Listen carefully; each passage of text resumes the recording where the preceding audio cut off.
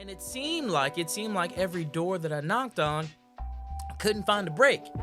And you talk about frustration. My lady is there with my baby. We're in this apartment, and I can't provide anything to it. And if you don't know, for a man not being able to provide to the family, to what's going on, that's not good. It's Philip Edge. So, listen, this story that you've probably never heard, but I'm gonna share it with y'all anyways.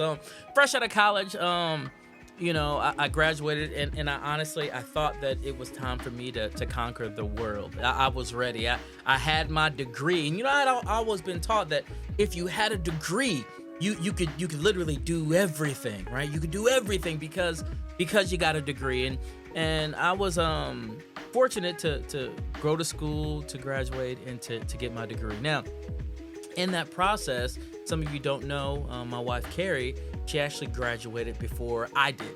Right? She graduated in December. I didn't graduate until May. Now, the thing about graduating first, you get to pick and choose kind of where we're going. So my wife found and sought out a job with a nonprofit organization in Danville, Virginia. We were living in Louisville, Kentucky at that time, right? So Danville, Virginia, here we come. So my wife and our son Trey went down to Danville, Kentucky while I finished up school. And when I got done with school, it was time to, figure it out and get on back down to Danville. Now, the interesting thing about going to Danville, I went down there, listen to me, without a job.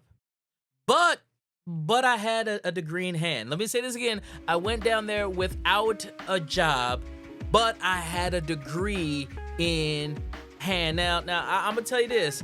Degrees are great. But despite all of my ambition, even with a degree in hand, your boy couldn't find a job. Couldn't find a JLB. I mean, I was looking in the newspapers. I was doing all the ads. I was talking to everybody that I knew. Like in Danville, it was really not too many people, but I was trying to figure it out, right? And it seemed like every door that I knocked on, I couldn't find a break. And you talk about frustration. My lady is there with my baby. We're in this apartment, and I can't provide anything to it. And if you don't know, for a man not being able to provide to the family, to what's going on, that's not good. It didn't feel good every single day to wake up and, you didn't have anything to do. That didn't feel good at all. So I was working very, very hard to try to get a job, right? But I had my degree, right? So literally, I'm going through the newspapers, and one day I found this opportunity. It was for a marketing job. I was an English major. Boom, right up my alley. I was excited, y'all. Went for the interview, put on the only suit that I had, went out for this interview, and when I went to the interview, listen, I secured the job. I was happy. And so I go my first day to start the job, and they're sharing with me what the job's all about. And what I found out was that the job was not necessarily marketing. Not in the way that I had thought that a marketing job should be, right? This job was marketing companies, which was great. But y'all, what it really was is I was knocking door to door to people's homes to sell these $20 convenience cards. Now check this out. For every convenience card that I sold, I made a $7 commission. I know. $7 I made for every card that I sold. This was not the job that I had thought about when I was working and busting my butt and taking them exams and studying and writing those papers.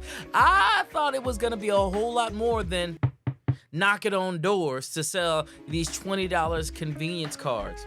But every day, because I was trying to be productive, I got up and I went to this job that I honestly did not like.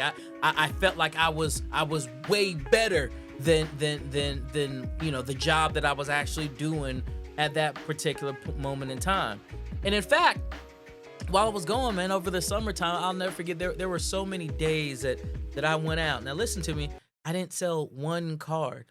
So Greensboro, where I was going door to door, was about 30 minutes away from Danville, Virginia, where we were living. And the reality was this: I had to put gas in my 1996 Dodge Intrepid to get there.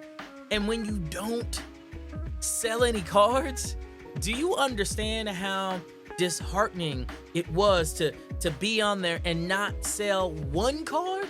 I couldn't sell one card, y'all. I mean, man, this was not good at all. But I'm gonna tell you, I learned so many things in those days. I learned so much from driving to Greensboro on gas that I felt like I was putting on layaway, especially when I wasn't making any money. I learned so many things from those days where we were just eating ramen noodles. I learned something, right? I even learned this thing called the law of averages. Have y'all heard about the law of averages? Right? It basically is this: if you keep on knocking on doors, eventually, the numbers are going to work out in your favor, right? For every 10, you should get 2. So I was learning this thing. But while I was in this job that I didn't want to be, I was learning resilience. I was learning patience. I was learning how to sell. I was learning that success does not come without sacrifice. Let me say it again. Success does not come without sacrifice. See, listen, while I was going door to door knocking on people and they were hiding from me, I heard you in there. I heard you in the house hiding from me. I heard you in there saying, don't open the door. I heard you in there. While I was doing that, right? My pride was something was happening on the inside with me. What I didn't know, though, was that a full-time teaching job was right around the corner for me. What I did know was that a corporate training job was right around the corner for me. What I did know was that I would one day be in front of audiences speaking and encouraging and leading people. I didn't know that. What I did know was that I would have a long-time career. I didn't know these things while I was literally knocking on doors and being turned down for the $20 convenience card. So how does this relate to you? Well, it relates to you because not only was I learning resilience at the time, I was being taught patience. And listen, some of us need to learn patience right now. And every moment that I wanted to quit, but I didn't, watch this, it was preparing me for what was next. You're being prepared for what is next. Why do I say that? Because success isn't about how you start. Success is all about how you finish, right? Success is about how you finish. So I know some of you are like, oh man, I've never heard that story. You know what? Honestly, I think this was the first time that I've ever actually shared that story in a live format. But it's not just about me, it's also about you. Let me ask you, what doors are you knocking on right now? Right? What doors are you knocking on right now and it doesn't seem like anybody's opening? What doors are you knocking on right now and the weight has gotten so heavy because you know that there's more down the road? Listen, I want you to write that in the comments box down below, right? Let's talk about that, because in talking about that, I truly believe that it's going to help us to learn what we need to do in moving forward. And that It's Philip Edge.